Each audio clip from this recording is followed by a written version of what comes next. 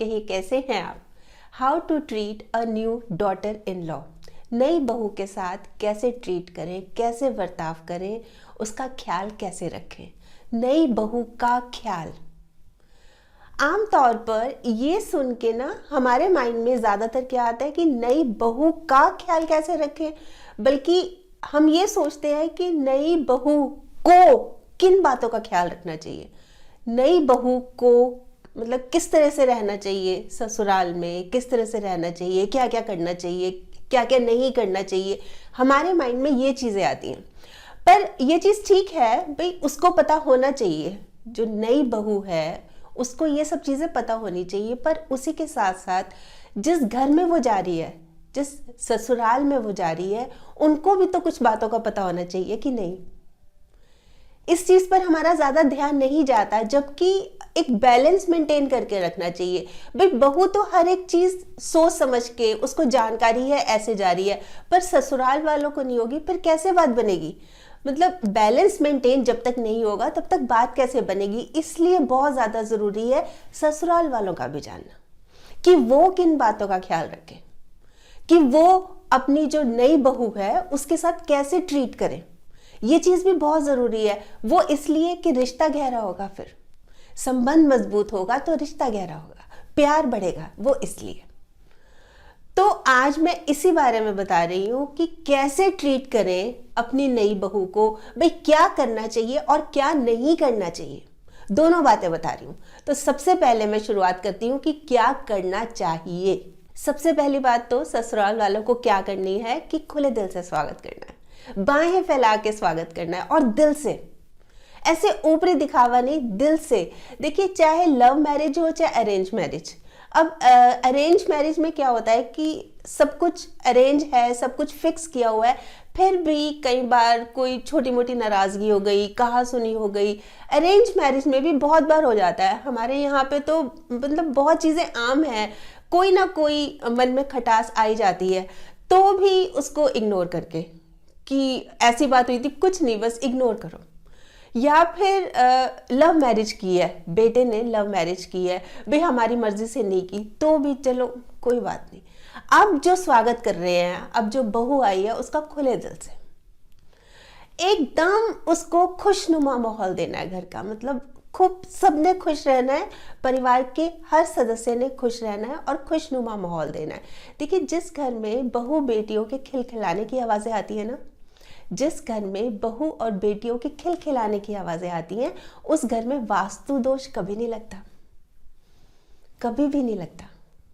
तो सबसे पहले तो हुई ये बात। अब आती है दूसरी बात, अपनापन देना। अपनापन, जैसे जो नई बहू है वो ना मिक्स फीलिंग के साथ आ रही है। मतलब उसको एक तरह की एक्साइटमेंट है, उसको खुशी भी है, उसको डर भी है, उसको रोना भी आ रहा है, मतलब मिक्स फीलिंग है ना। और उसके पेट में बटरफ्लाइज भी उठ रही है, मतलब उसको हॉल सी, थोड़ी सी घबराहट सी, एक्साइटमेंट, ये सब कुछ मिक्स फीलिंग के साथ आ रही है। तो उसको बिल्कुल अपनापन देना है कि ये तुम्हारा घर है। जैसे जो मदर इन लॉ हैं, भाई मैं तुम्हारी मदर जैसी हूँ, फादर इन लॉ फादर जैसे हैं, नंद है वो सिस्टर जैसी है, जेठ हैं, देवर हैं, सब भाई के समान है। इस तरह से उसको अपनापन देना है कि देखो हम तुम्हारी फैमिली हैं, जैसे तुम उस फैमिली से आई थी ऐसे ये भी तुम्हारी फैमिली है। देखिए ये जब नई बहू आती है ना, वो ठीक उसी तरह से होती है जैसे घर में एक न्यूली बॉर्न बेबी होता है। न्यूली बॉर्न बेबी जब घर में आता है ना, तो वो सेंटर ऑफ अट्रैक्शन होता है। वे सब उसको देखना चाह रहे हैं, सब उससे मिलना चाह रहे हैं, सब उससे बात करना चाह रहे हैं। एक एक्साइटमेंट सी होती है ना, और हर छोटी छोटी बात का उसका ख्याल रखा जाता है। बस इसी तरह से उसको अपनापन देना है। मतलब उसको महसूस ना हो कि मैं कहाँ आ गई। क्लियर हो रहा है आपको? देखिए ये चीज़ें जाननी बहुत ज़रूरी है। एक्चुअली क्या है कि जो हमारा समाज है ना, ये बात आज कहने की ज़रूरत किस लिए पड़ रही है कि इसमें इतनी ज़्यादा नेगेटिविटी है ससुराल वालों को लेकर। ससुराल ये, ससुराल वो, मतलब बहुत नेगेटिविटी होती है मन में। तो उसी को तो दूर करना है ना, वही दूर करेंगे जब ही तो एक अच्छा माहौल बनेगा ना। ज़रूरी बहुत है इसको दूर करना। ठीक है, अब आता है तीसरा पॉइंट कि क्या करना है। कंफर्टेबल फील कराना है उसको। वो ऐसे कि एक तो उससे ज़्यादा जैसे टाइम स्पेंड करना है उनके साथ, ज़्यादा टाइम स्पेंड करना है, ज़्यादा बातें करनी है। जैसे बातें भी क्या कि अपनी फैमिली की, वो तो अननोन है ना इस फैमिली के लिए, तो ज़्यादा बातें इस फैमिली की कि इस फैमिली में क्या है, जैसे पुरानी कोई एल्बम, पुरानी वीडियोस दिखाना ताकि उसको अच्छा लगे, मतलब एक कनेक्ट सा हो। तो टाइम स्पेंड करना है बातें करके, फिर टाइम स्पेंड करना है अलग अलग एक्टिविटीज़ करके। घर में बहुत सारे काम होते हैं, वो मिलजुल के करने हैं। जैसे मान लीजिए टीवी देखना है, खाना बनाना है, खाना खाना है, या शॉपिंग के लिए जाना है, तो चलो शॉपिंग के लिए मान लीजिए अगर वो नहीं भी जा रही, बहू नहीं भी जा रही, तो उससे पूछ लिया कि भाई मैं जा रही हूँ, या जैसे नंद जा रही है कि भाई मैं जा रही हूँ, आपके लिए कुछ लाना है क्या, तो अच्छा लगता है। और घर में मान लीजिए कोई गेस्ट आए, उन्होंने चाय बनाई, चाय बहुत अच्छी बनी, तो उसकी प्रेस करनी है, बहुत ही अच्छी बनाई। वो घर को साफ सुथरा रखती है, घर के सभी मेंबर्स का ख्याल रख रही है, तो उसकी प्रेस करनी है कि देखो तुमने तो आते ही घर को घर बना दिया। देखिए ये कुछ बातें ऐसी होती हैं जो उनको अगर बोली जाएं, एनकरेजमेंट मिलती है ना, उससे एक एक बूस्ट मिलता है, एक ना एक एक मतलब टॉनिक का काम करती है कि देखो मेरी प्रेज हो रही है। खासकर जैसे कोई गेस्ट आ गए तो उनके सामने अगर देखो बहू आई है ना जब से, तब से तो बस मैं तो आराम ही कर रही हूँ। जैसे मान लीजिए सास बोलेगी अब तो मेरे को कोई काम भी नहीं रहा, मैं तो पूरा ही आराम करती हूँ, इसने इसने तो सबका दिल जीत लिया, इसने पूरे घर को संभाल लिया आते ही, मतलब कुछ भी ऐसा कह के कि भाई अच्छा लगे, खुशी खुशी मिले, बहू को खुशी मिले। इसलिए ये टाइम टाइम पे बातें कहते रहनी चाहिए, और उसको उसका दिल इस तरह से जीतना है कि वो पूरी तरह से फेथ कर सके। जैसे नंद है, मान लीजिए वो नंद इतनी केयरिंग है बहू को लेकर, अपनी भाभी को लेकर इतनी केयरिंग है कि भाभी और नंद बिल्कुल समझ लीजिए घी खिचड़ी हो गए। घी खिचड़ी मतलब बिल्कुल मिलके रहते हैं, बिल्कुल सिस्टर्स की तरह। तो अच्छा लगता है ना वो, इसलिए कि नंद भी अपने दिल की बातें सारी कह देती है, तो जो भाभी है वो भी अपने दिल की बातें कह देती है। कहने का मतलब ये है कि उसको कंफर्टेबल फील कराना है कि वो खुल के सारी बातें खुल के कर सके। अब आता है फोर्थ पॉइंट, एडजस्टमेंट के लिए टाइम देना है। देखिए वो अलग घर से आई हैं, वहाँ का माहौल अलग था, रहन सहन, खान पान सब कुछ अलग था, है ना। वहाँ पे अलग मेंबर्स थे, यहाँ पे अलग मेंबर्स हैं, बिल्कुल अलग माहौल से आई है, तो एडजस्ट होने में तो टाइम लगेगा। एकदम से तो नहीं है कि आते एकदम से सेट हो जाएगी, तो उसको टाइम देना चाहिए भाई। बहुत ज़्यादा क्या होता है, कुछ बातें हम बहुत ज़्यादा फोर्सफुली कहते हैं, बस वो नहीं कहनी। हमें ये समझना है कि इसको टाइम लगेगा, और सास से बेहतर कौन जान सकता है, क्योंकि सास भी तो कभी बहू थी। तो उसको एकदम स्पेस देना है, टाइम देना है। और इस बीच में जैसे उसके फैमिली मेंबर्स आते हैं, भाई शुरू शुरू में जब शादी होके आती है तो बहुत मिस करती है घर को, है ना, सारा ध्यान वहीं पे रहता है। उसके फ्रेंड्स आते हैं, आते रहते हैं ना, तो उनका भी वेलकम करना है खुले दिल से। भाई हमारी बहू के दोस्त हैं, हमारी बहू के फैमिली मेंबर्स हैं, उनका भी अच्छी तरह से वेलकम करना है ताकि अच्छा लगे, उनको भी अच्छा लगे, फिर बहू को भी अच्छा लगेगा कि देखो मेरी तो रिस्पेक्ट करते ही हैं ये लोग, और मेरे जो फैमिली मेंबर्स हैं या जो मेरा फ्रेंड सर्कल है उससे भी अच्छे से बात करते हैं। तो कुल मिलाकर उसको हमें देना है फ्री हैंड, और उसको स्पेस देना है। भाई वो अपने हिसाब से काम करे, कोई दिक्कत नहीं है। उसको देनी है रिस्पेक्ट, उसको देना है प्यार। देखिए ये बहुत क्लियर बात है कि जो हम देंगे ना वही मिलेगा। अगर हम रिस्पेक्ट देंगे हमें रिस्पेक्ट मिलेगी, प्यार देंगे प्यार मिलेगा। इसलिए ज़रूरी है कि वो दी जाए, क्योंकि हमें भी चाहिए। जैसा देंगे ना, ये लॉ ऑफ अट्रैक्शन होता है, हम जैसा देंगे ना हमें वैसा ही मिलेगा। क्लियर हो गया आपको ये पॉइंट। अब आता है फिफ्थ पॉइंट, सपोर्ट करना है उसको।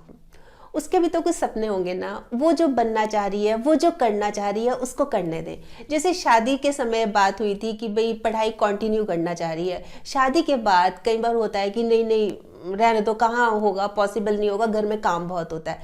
तो उसकी सपोर्ट करें कि नहीं हम करेंगे, जब पहले प्रॉमिस किया था तो हम उसको पूरा करेंगे। या वो जॉब कर रही है तो हाँ कंटिन्यू करो, ये नहीं है कि जॉब पे चली जाती है महारानी जी, सुबह सुबह सारा घर का काम मुझे करना पड़ता है, ऐसे नहीं। उसको सपोर्ट करनी है, या घर पर वो कुछ करना चाह रही है। कई बार क्या होता है कि जिस फैमिली से वो आई है वहाँ की सोच थोड़ी सी अलग थी, वहाँ पे उसको काम नहीं करने दिया गया। यहाँ पे थोड़े से खुले माइंड के हैं जिस घर में वो आई है, तो उसको सपोर्ट करें कि चलो मिलके करते हैं काम, या वो करना चाह रही है तो उसकी सपोर्ट करें। और जैसे घर में बहुत सारी बातें होती हैं, डिस्कस करने हैं कुछ, वो भी अपना पॉइंट ऑफ व्यू रख रही है तो उसके पॉइंट ऑफ व्यू कि तुमने कैसे कैसे कह दिया, ये बात तुमने कैसे कह दी, हमारी तो हिम्मत नहीं होती थी, इस तरह से नहीं बोलना। उसको अपना पॉइंट ऑफ व्यू रखने दे भाई, वो भी एक घर की एक सदस्य है, एक फैमिली मेंबर है वो, और वो पढ़ी लिखी है, ऐसी नहीं है कोई, समझदार है वो। तो उसकी जो पॉइंट ऑफ व्यू है उसकी रिस्पेक्ट करनी है, और वो किस वे से कह रही है या किस लिए कह रही है उसको समझने की कोशिश करनी है। पॉजिटिव माइंडसेट रखना है अपना, और ये सोचना है कि देखिए सामने वाला गलत नहीं है, उसकी सोच मेरी सोच से थोड़ी सी अलग है। अगर हम इस तरह की फीलिंग ले आएंगे ना, फिर बहुत सारे झगड़े होने से बचा जा सकता है। भाई उसकी सोच अलग है, उसका पॉइंट ऑफ व्यू अलग है, उसकी थिंकिंग अलग है, हमारी अलग है, उसमें क्या प्रॉब्लम है? सुन तो लेना चाहिए ना, पहले ही बोल दो, पहले ही मना कर दो, तो ये तो तरीका नहीं है ना। तो सुनना समझना चाहिए, बहुत ज़रूरी है ये चीज़ें। अब आती हैं वो बातें जो नहीं करनी। सबसे पहली बात जो नहीं करनी कि किसी चीज को इम्पोज नहीं करना, मतलब जबरदस्ती नहीं करनी, उसके ऊपर लादना नहीं है कि करो, कब कब कब करोगे, इस तरह से। जैसे कि एक बहुत कॉमन चीज है शादी होते ही कि जैसे इन लॉज बोल रहे हैं दादा दादी कब बनेंगे हम, कब सुना रहे हो खुशखबरी, इस तरह की बात बार बार बोलना। भाई वो हस्बैंड वाइफ है ना, उनकी अपनी प्लानिंग है, उन्होंने अपना सोचा हुआ है कि कब करेंगे, वो बार बार बोल के ना बड़ा अजीब सा लगता है। तो उनको करने दो। जैसे मान लीजिए उन्होंने बोल दिया कि हम 2 साल तक अभी प्लानिंग नहीं है हमारी, 2 साल के बाद सोचेंगे, तो चुप हो जाओ। ये भी तो टाइम है ना, इस टाइम को एंजॉय करो जो है इस समय, बेटे के साथ, बहू के साथ, ये टाइम एंजॉय करो, उनको एक दूसरे को समझने का मौका दो, उनको फ्रीडम दो, बहुत ज्यादा जरूरी है। पर बार बार लादना, अच्छा कई बार क्या होता है कि लोग क्या कहेंगे, जैसे कि मान लीजिए सास है, सास की एक बहन है, ठीक है, सास की बहन के घर में उनकी जो भी बहुएं आई हैं, 3-4 बेटों की शादी हुई है, कोई जॉब नहीं करती थी, तो सास की जो बहन है उसको ये पसंद नहीं है कि ये तुम्हारी बहू कैसे जॉब कर रही है। तो ये सुनकर जो सास है, एक्चुअल में जो सास है उसको भी लग रहा है कि हाँ बहू जॉब नहीं करेगी, तो क्या हो गया, लोग क्या कहेंगे, क्या इस चक्कर में अपने घर में आप लड़ाई करोगे क्या? उनका अलग माहौल है, उनका अपना घर है, तो किसी को ये नहीं है कि लोग क्या कहेंगे इस वजह से हम आपसे रिश्ते खराब कर लें। हमें देखना है कि हमारे लिए सही क्या है, हमारे लिए गलत क्या है, लोगों के कहने के हिसाब से नहीं चलना। ठीक, अब आता है दूसरा पॉइंट कि क्या नहीं करना। उसे चेंज करने की कोशिश नहीं करनी, बार बार ये करो वो करो, ये ठीक नहीं है, इस तरह से करो, ये क्या कर दिया। जैसे उसका अपना माहौल था, वो जिस घर से आई है वहाँ रहन सहन खान पान सब अलग था, यहाँ के तौर तरीके अलग हैं। तो जैसे मैंने बताया था कि एडजस्टमेंट में टाइम लगता है, पर हम बार बार उसको बोलेंगे कि ये चेंज करो, ये ठीक नहीं है। जैसे मान लीजिए अभी तक तो वो सलवार कमीज पहन रही थी, यहाँ इस घर में आ गई, तो यहाँ पर आपने ये कहा कि यहाँ पे तो साड़ी चलेगी, और साड़ी भी चलेगी और पल्ला भी रखना है। वो उससे पॉसिबल नहीं हो पा रहा, घर के काम इतने होते हैं, वो संभाल नहीं पा रही, फिर वो घर नहीं संभाल, मतलब जैसे किचन कर रही है तो वो साड़ी नहीं संभाल पा रही, तो उससे उसको प्रॉब्लम हो रही है। तो थोड़ा सा तो एडजस्ट आपको भी करना पड़ेगा। हर बारी यही एक्सपेक्ट करते हैं कि बहू ही एडजस्ट करे, तो सास को इन लॉ साइड पे भी एडजस्ट करना पड़ेगा। भाई अभी नहीं कर पा रही, मान लीजिए वो सुबह काम होते हैं घर के, सफाई है, झाड़ू पोछा है, बर्तन है, तो वो उसमें अगर कंफर्टेबल फील नहीं कर रही साड़ी में, तो ठीक है सूट पहन के कर लो। भाई जब नहाओगे तब साड़ी पहन लेना, जब काम ही नहीं होगा तब आराम से थोड़ी देर के लिए पहन लेना। थोड़ा बहुत तो एडजस्ट हमको भी करना है ना, हम हमेशा यही क्यों एक्सपेक्ट करें कि बहू ही एडजस्ट करेगी। तो इन चीजों से बाहर निकलना पड़ेगा। थोड़ा सा चेंज अगर करना भी पड़ता है, थोड़ा सा एडजस्ट करना भी पड़ता है। भाई इतने साल से चला रहा है, इस घर में तो सभी साड़ी पहनती हैं बहुएं, तो क्या हो गया, थोड़ा सा एडजस्ट कर लीजिए। उसको प्रॉब्लम है, और आपको भी तो पता है, आप भी तो इस सिचुएशन से निकली हैं, आपको भी तो दिक्कत हुई होगी अगर सास ये सोच ले तो। और कल को उनकी बेटी की भी तो शादी होगी, जिस घर में वो आई है कल को उनकी बेटी भी तो दूसरे घर में जाएगी, उसको भी तो ये प्रॉब्लम हो सकती है। तो अगर एडजस्टमेंट कर लेंगे तो दिक्कत क्या है? सोचना चाहिए। देखिए बातें कोई बहुत बड़ी बड़ी नहीं है, पर क्या होता है कि इश्यू बहुत बड़े बन जाते हैं फिर। तो थोड़ा सा एडजस्टिंग नेचर होनी चाहिए। और अब आता है तीसरा पॉइंट कि क्या नहीं करना। बहुत ज़्यादा उम्मीदें नहीं लगा के रखनी। बहुत ज़्यादा कैसे कि आते ही घर को संभाल लेगी, सबका ख्याल रखेगी, है ना, और जो हमारे रिश्तेदारी में है सबसे घुल मिल के रहेगी, एकदम से पॉसिबल नहीं होता। भाई बहू है, उसकी अपनी सोच है, उसकी अपनी लाइकिंग है, अपनी डिसलाइकिंग है। कई बार ये भी बहुत ज़्यादा एक्सपेक्ट कर लेते हैं कि सारा काम परफेक्ट करेगी, हर एक काम। तो परफेक्ट तो कोई भी नहीं होता, कमियां होती हैं, गलतियां भी होंगी। आप ये देखिए कि घर में क्या कोई परफेक्ट है? इतने सारे मेंबर्स हैं घर में, क्या कोई परफेक्ट है? हर किसी में कोई ना कोई प्लस माइनस पॉइंट्स तो होते ही हैं।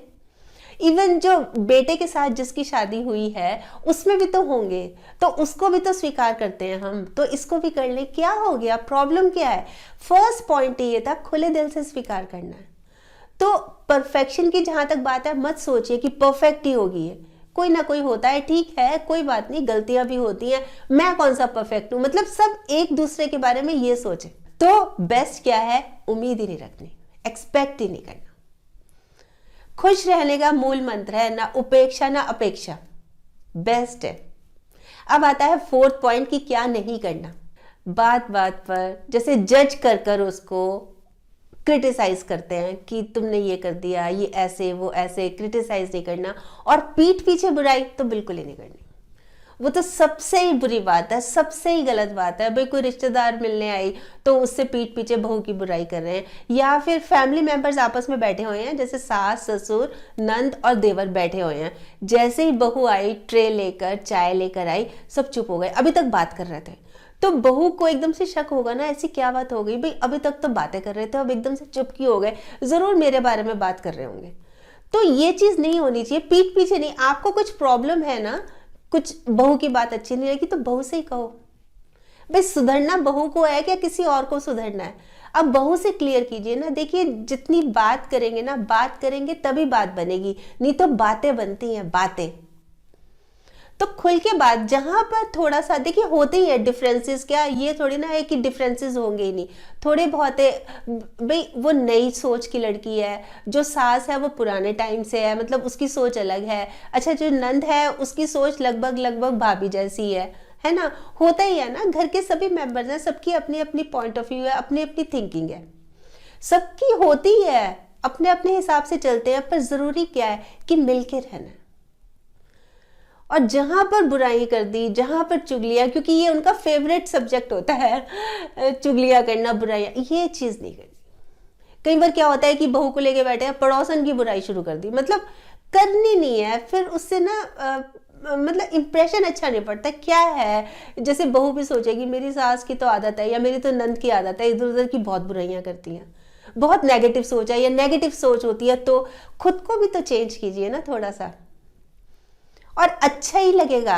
खुद को चेंज करेंगे। भाई नई शुरुआत हुई है, जैसे बहू नई घर में आई है, एक नई शुरुआत हुई है, तो हम भी नई शुरुआत करें ना, इस तरह से सोचे तो अच्छा लगेगा।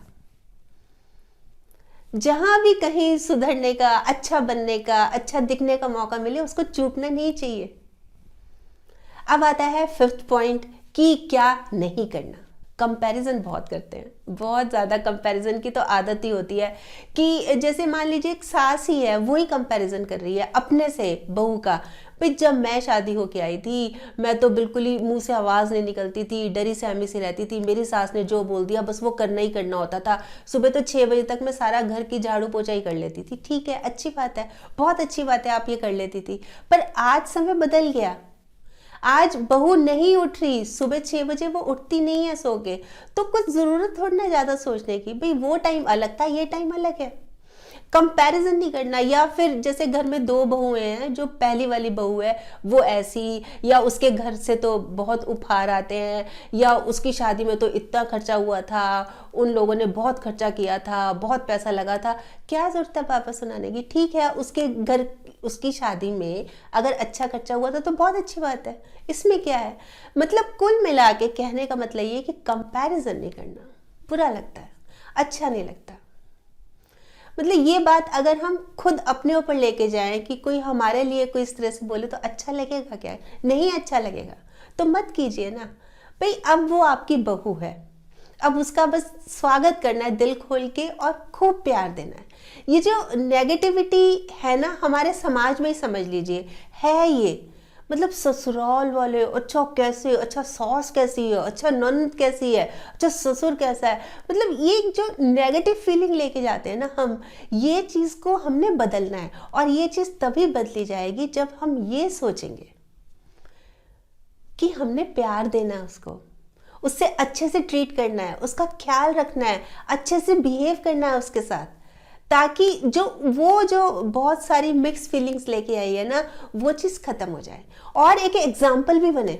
देखिए मकान जब बनाते हैं तो एक एक ईंट को जोड़ते हैं तब बनता है ना, ऐसे ही घर है। घर कब बनता है? जब एक एक दिल जुड़ता है। जितना जोर से, जितना गर्म जोशी से दिल जुड़ेंगे ना उतना ही मजबूत बनेगा घर। तो ज़रूरत है दिल जोड़ने की, यानी मिलजुल के रहने की, यानी प्यार से रहने की, यानी एक एग्जाम्पल सेट करने की कि ससुराल में भी ऐसा होता है। इतना प्यार मिलता है ससुराल में एक बहू को कि उसको अपने मायके की याद नहीं आती। पॉसिबल है पॉसिबल, ये कर सकते हैं हम लोग, क्यों नहीं कर सकते? तो दीजिए बहू को खूब ढेर सारा प्यार दीजिए, खुले दिल से उसका स्वागत कीजिए। वैसे आप बताइए आप क्या सोचते हैं इस बारे में, ज़रूर बताइएगा, आपके कमेंट्स का मुझे इंतज़ार रहेगा। और हाँ, अगर आपने मेरा ये YouTube वाला चैनल अभी तक सब्सक्राइब नहीं किया तो प्लीज़ कर लीजिएगा और इसमें ये जो एक बेल आइकॉन है ना ये भी दबा दीजिएगा, ताकि जब भी जैसे मैं कोई वीडियो अपलोड करती हूँ आपके पास नोटिफिकेशन या मैसेज आ जाए। और अगर आपको ये वीडियो अच्छी लगी, आपको लग रहा है कि हाँ किसी और के काम भी आ सकती है, तो प्लीज़ आप इसको शेयर भी ज़रूर कर लीजिएगा। ठीक।